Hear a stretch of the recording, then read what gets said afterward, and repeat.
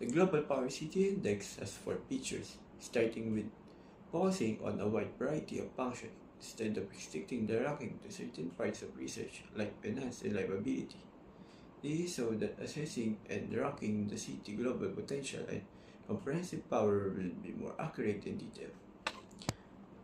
Among the 44 selected leading cities in the world, their global comprehensive power was evaluated based on the following viewpoint.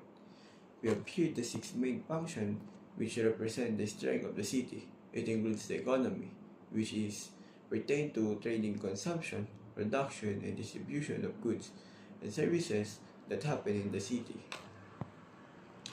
Next is research and development, which is essential in the technological advancement of a city, and it can also affect its power. Next is cultural interaction, which is describe different cultures mingling and showing their different beliefs.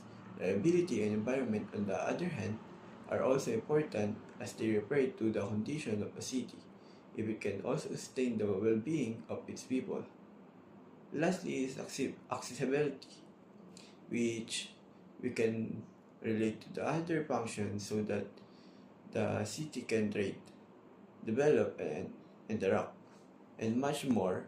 We can also have five global actors, starting with the manager who controls and part of an organization. Researcher, which is who conduct experiment and comes up with inventions. Artists have a lot of branches that can be photographers, painters, dancers, singers, and many more. Visitors are foreign people who are interested in touring the city. Lastly, the residents are the people who live in make up the community. The GBCI reviews each city's strengths and weaknesses. This is along with their problems that need to be solved and overcome. The ranking was created with the late Sir Peter Host and involvement.